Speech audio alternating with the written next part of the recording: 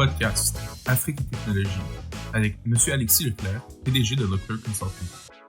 Bonjour M. Leclerc. Bonjour. Le continent africain, ayant compris l'importance du capital humain comme principal moteur d'une industrialisation durable, veut investir dans la science, la technologie et l'innovation afin de s'éloigner du modèle d'extraction des ressources qui caractérise la plupart des pays africains. Qu'en pensez-vous?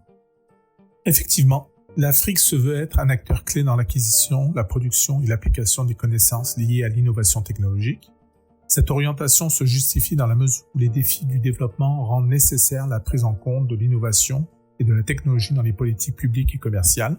Avec un positionnement technologique de plus en plus large, l'Afrique veut se donner l'ambition de devenir un grand hub technologique où chaque individu essaie d'avancer avec l'innovation.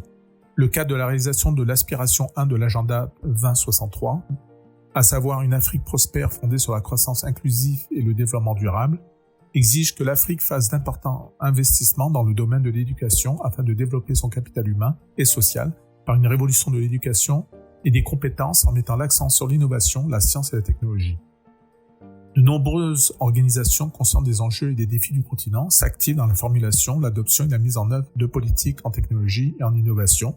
Il en est assez pour l'Initiative africaine de la Société de l'information et du cadre africain pour l'innovation, l'abréviation c'est le IASI, dont le résultat escompté est d'offrir une assistance soutenue pour aider les États africains à mettre en place un environnement favorable à l'innovation et à répondre à leurs besoins pressants tels que la promotion de l'économie verte, l'industrialisation, l'emploi et la création de richesses devient nécessaire.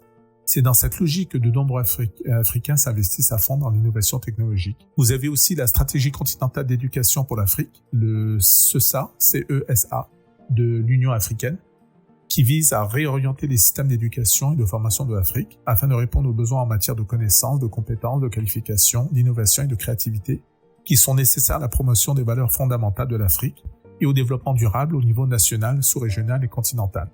Il y a aussi la stratégie de la science, de la technologie et de l'innovation pour l'Afrique, le SITA, le STISA de l'Union africaine, qui place la science, la technologie et l'innovation au cœur du développement socio-économique et de la croissance de l'Afrique et souligne l'impact que les sciences peuvent avoir sur des secteurs essentiels tels que l'agriculture, l'énergie, l'environnement, la santé, le développement des infrastructures, les mines, la sécurité de l'eau, entre autres. Cette stratégie prône une Afrique dont la transformation est portée par l'innovation et qui crée une économie fondée sur les connaissances. Elle définit en outre la création d'un environnement propice au développement de la science, de la technologie et de l'innovation, les STI, sur le continent africain.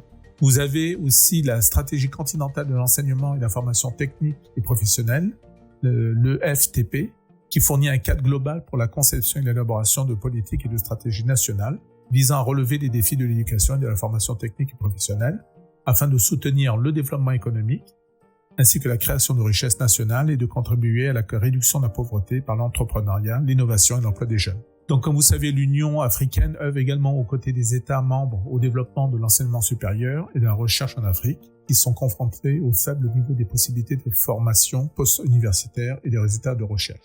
Donc, le projet de l'agenda 2063, dénommé Université virtuelle et électronique africaine, vise à utiliser des programmes fondés sur l'éthique pour améliorer l'accès à l'enseignement supérieur et à la formation continue en Afrique, en touchant simultanément un grand nombre d'étudiants et de professionnels sur plusieurs sites. Il vise à développer des ressources libres à distance et en ligne, pertinentes et de qualité pour offrir aux étudiants un accès garanti à l'université de partout dans le monde et à tout moment.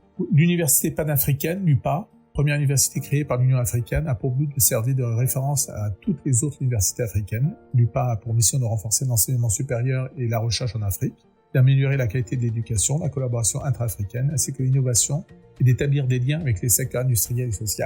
Elle se concentre sur 5 domaines thématiques, à savoir les sciences fondamentales, la technologie, l'innovation, les sciences de la vie et de la terre, y compris la santé et l'agriculture, la gouvernance, les sciences humaines et sociales, l'énergie, les sciences de l'eau, y compris le changement climatique et les sciences spatiales.